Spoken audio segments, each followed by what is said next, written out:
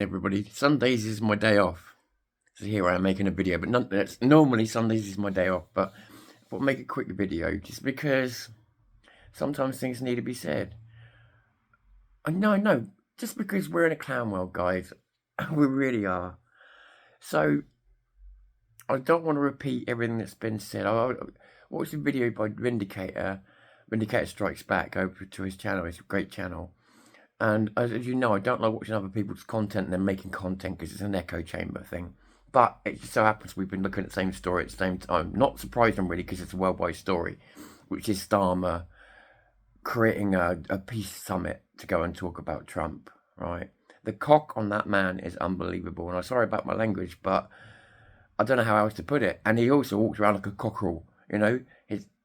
If you see Starmer on the world stage, his face goes red and he starts, his head moves backwards and forwards like a fucking, like he is the biggest cock on the block, you know? All of that is insufferable, but the arrogance of him and other leaders in creating this peace summit is, it's not only that to Trump, it's not only, as Putin said, 4 years too late. Also, I'm sure Putin's got a pretty good memory that only months ago they were talking about assembling a European army to flatten Putin with, and still kind of are. We're having heightened heightened military tensions around our borders. Putin's winding us up as he always does, but also testing us and really showing us we can have you. And he's reminded us many times over the years, Britain is an afterthought now. That's not because Britain's shit, it's because we don't have the fighting force and capabilities we used to have.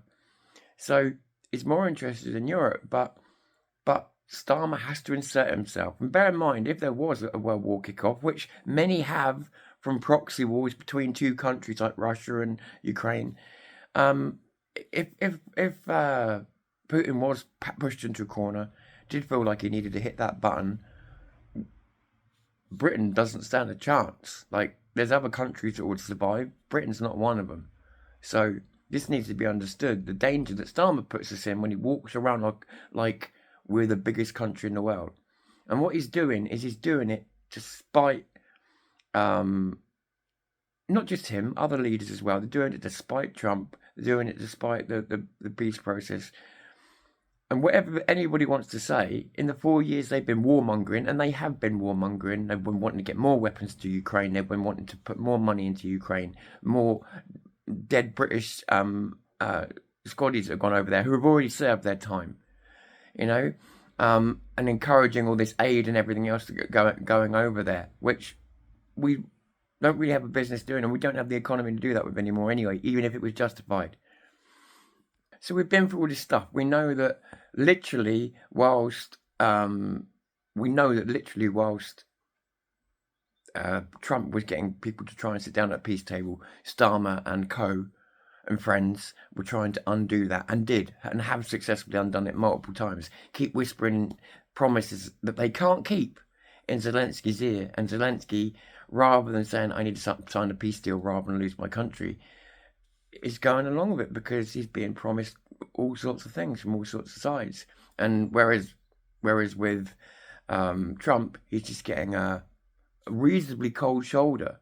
But yeah, that's another part of another part of deals though. The truth is, right, it's not that I think Trump's the best president in the world or whatever else, but the truth is he has got them at the table. He has nearly got peace deal, and he did this the last time he was in term. He got people at the table talking, and then why couldn't people just stand back and let that happen and see what happened? If you failed, all right, then make their jokes, then make their sarcastic comments, then do what they need to do. A lot of this is because Trump pulls out of summits, pulls out a lot of things, because a lot of the time he's quite rightly disgusted with the lack of effort or money or whatever that's being put into them. I'm not defending everything he does, but when there's peace already on offer and you've not wanted anything to do with it, and then you suddenly do this peace summit, let me ask you a question. if Trump wasn't so unpopular amongst his countrymen and amongst people around the world as a person, if he wasn't such an unpopular person, do you think that these countries would get away with all this without a lot more international pressure, without a lot more international arguing and fighting? I think that if it had been a different president, I think there's a lot of countries that would want to stick by America, a lot of countries that wouldn't want to upset America. I think there's a lot of countries that would look to America to fix this, because America has become the world's police force, even when it didn't want to be anymore. It was like, well, you're a superpower, you don't have a choice. So America, one of the few countries that has the arsenal and backup that can force peace, if you know what I mean. It can, because not only is it making the peace deals and sitting down between them, most important part is it's got a massive military machine that also helps motivate people to come to deals. As I've said, Putin just needs a way out of saving face, because that's how his culture works. Zelensky needs to save his country, and seems not to be interested in doing that at the moment, which is confused me. But you have a Labour Party that goes on and on and on about how humanitarian they are. They're posting posts up every single day. Well, how humanitarian are you to scupper peace talks while lives continue to be lost, money continues to be spent on war, and the chances of it turning into a World War III are always there while it's going on, and while the other conflicts are going on? What kind of person are you to make out you're still a world power, to call your own peace summit, when, yeah, we've got one of the biggest economies, but we're one of the smallest countries in Europe now. Like, in terms of actual power, armies, everything else, one of the smallest, least powerful countries around at the moment, right? We could do something about that, but we don't. So it's one of the smallest standing armies, everything. So he's walking around the way he's walking, talking about peace deals. He hasn't got the power to enforce anything if anything goes wrong. Right? Then he relies on the rest of Europe. That's the joke in all this. He's doing it in spite of Trump. And as Putin said, they've had 4 years to come to the table. Boris Johnson shot down a peace deal. So it's not just one government that's responsible here. They want war, whether it's a 1984 situation where they just keep talking about Eurasia and then, just keep switching enemies that you never see, or whether it's a world war. Proxy wars suit them just fine because they can get the whole world involved without having the whole world at war. I don't even question, do you know what? I don't even question that Starmer wants war. But it wouldn't surprise me if he also wanted the accolades for bringing peace. So he's just scuppered a peace deal. He's deliberately tried to ruin a peace deal so that him and all the people in Europe can laugh at Trump, say, you see, Trump's pulled out this stuff, now we pulled out of something, and we're going to do a peace deal without him. Well, when that peace deal doesn't work, they would have not only failed to get peace, but they would have also scuppered another peace deal. So that would be 2 peace deals for the price of one that would have fallen through. The only way they get a peace deal with Zelensky is if they promise him the earth. If they absolutely promise him the earth. And I could see them doing that just to get a victory over Trump. That's the world we're in right now. Getting a victory over Trump, even be it symbolic, is more important than saving lives. Whether you like him, whether you hate him, you must see that is insane to think that it's okay to keep a war going because you dislike another president. And that is what's going on. As well as the other agendas, they want to keep war going. They want to keep the munitions going. They want to keep all that going. But above everything else, Starmer just will not. I mean, he's got no power, but somehow he's managed to scupper peace talks, create his own little peace talks, and all it says is world divided. If I was Russia, I think maybe I haven't got a reason to end the war, because even if I get to do a peace deal, who's going to enforce my protection? Because if if America and Europe are not on the same page, is Europe going to recognise the peace deal? And it's the same, other countries should be thinking the same. Like, if Europe and America are basically in a Cold War now, and they won't agree with each other, and they keep going against each other's peace deals, then what is the peace deal worth? Because if half the world doesn't recognise my peace deal, then my peace deal is useless. they're pushing people further away from peace by default. That nobody, even if they want peace, is going to believe that everybody's going to stick to it because everybody's divided. And you've got the European Union whispering in Zelensky's ear, well, don't worry, we're going to build a European army. Just hang in there. It's disgusting. And our Prime Minister is yet again, not only on the home stage does he walk around like a cockerel, ruining people's lives and calling it virtue, he's now doing it on a world stage where he's going around getting people killed and calling it virtue.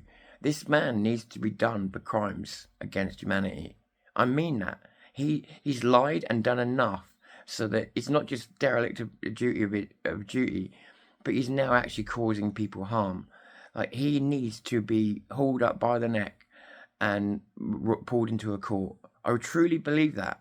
Am I overdoing it? Is that, do you believe that's emotion talking?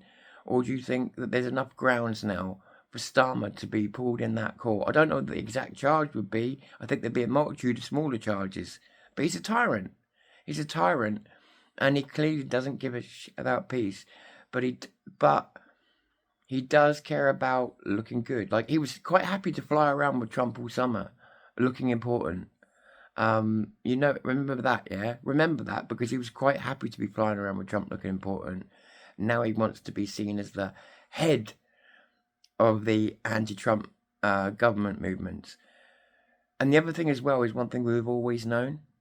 Making an enemy of America is never a smart idea, because they change presidents and then they say things like, right, you can stand at the back of the queue.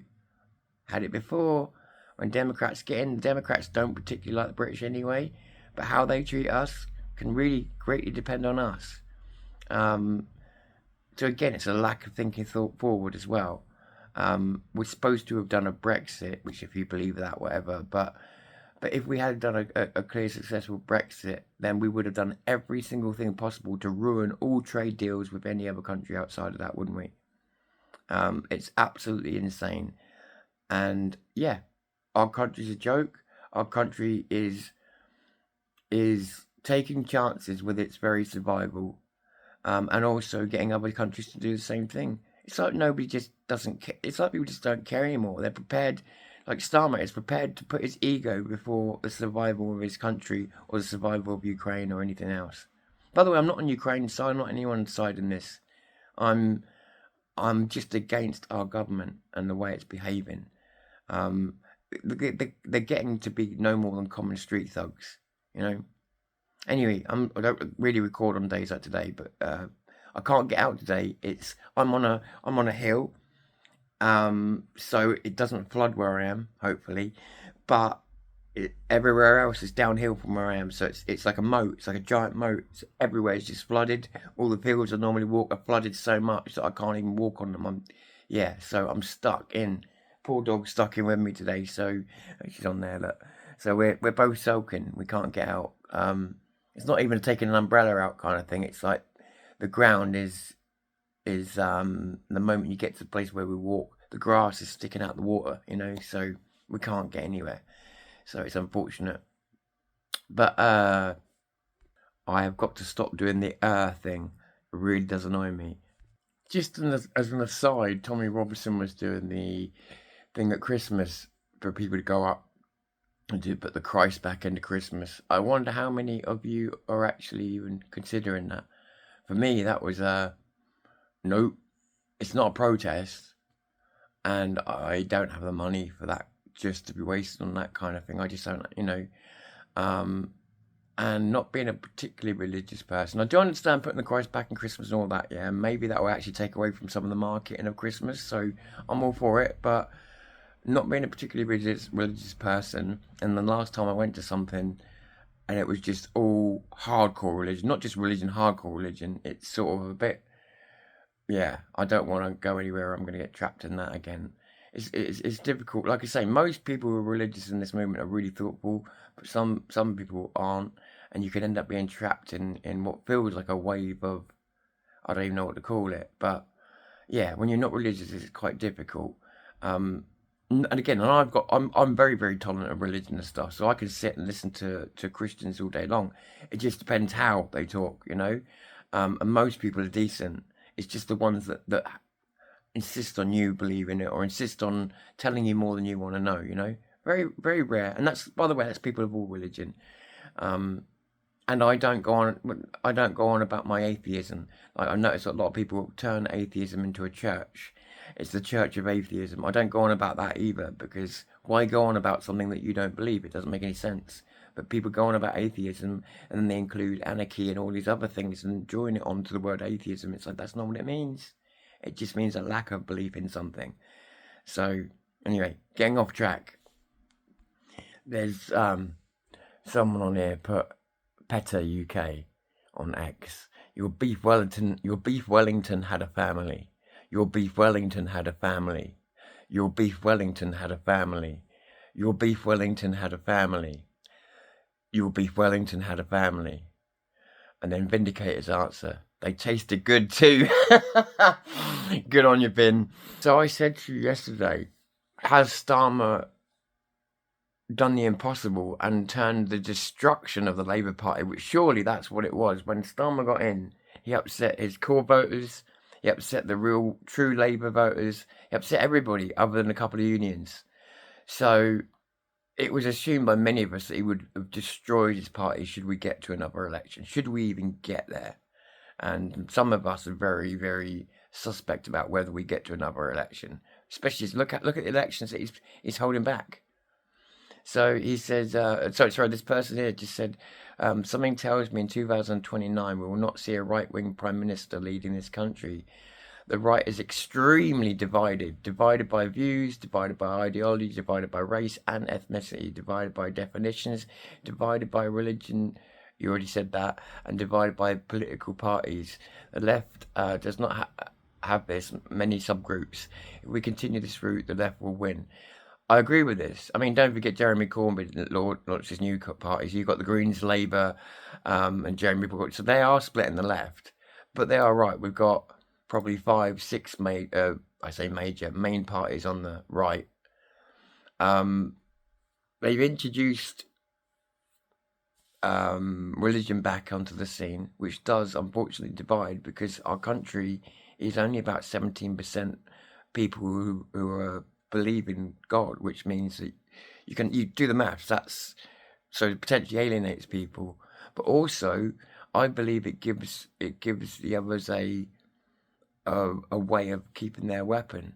So see, for instance, I believe that freedom of religion isn't a human right, and I think we should just take freedom of religion away. That takes away all the secrecy from the mosques. It takes away everything would have to be transparent. All those extra special passes that religion gets, I would take them all away. Take every single one away. So that in those mosques, in those schools and everything else, everything had to be transparent. If it wasn't, knock the fucking thing down. Knock it down. I truly, truly believe that. No more messing about, you know. But the right is divided, but there's no reason why it couldn't come together if it was to win, say, a coalition vote. I mean, they can go awfully, admittedly, but I think it's more likely that the left has reinvigorated themselves due to lifting the 2-child cap and things like that. Like, how many families are going to not want to fuck with that now? Nobody asked for it, but nobody's going to want to let it go. Labour's frightening, because somehow they are actually building a party back up that should be destroyed. That's what's frightening about it.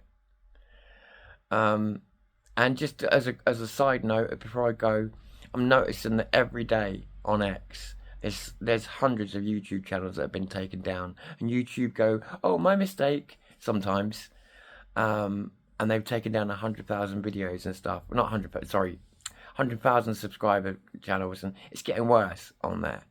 It's getting worse. So I'm really going to have to stick with the rules when this channel gets bigger, if I'm going to try and sort of monetize it and then use that to make uncensored versions of videos and put them elsewhere. So I'm going to have to be really careful with this, because they are just taking things down left, right and centre. But I appreciate the fact, like, we've had humble beginnings on this channel like I expected, but I do appreciate the fact that we're already starting to grow a little bit, you know. I did wonder, and it's going to be slow, but it's good because everything's new. So, like, on my old channel, it's hard to break records because I'd already done, on this new channel, I'm breaking records every day because it's new. So I do appreciate that. I appreciate the people that came over as well. And that made me realize that people weren't getting the message, definitely. So I don't know the people's usernames. I'm trying to tag as many people as possible to let them know where I am, but I don't know their goddamn usernames. I know their names, but the usernames are much more convoluted. So, and I don't see, unless someone's publicly subscribed to you, you can't get it. So I'm gonna have a look through and try and find the people that I can. But yeah, anybody else that misses it, it's not deliberate. I'm just trying with the people I can remember. But anyway, this is just a bit like a walk and talk, really, without the walking. It's just impossible today. I do apologise. I really am trying to get to doing something more constructive. It's just on a day when I can't take her out. She needs a bit of time and attention, obviously, otherwise it's a boring day for her. Sunday's supposed to be my day off. But like I say, I did buy some things last night. I've got some wireless mics coming.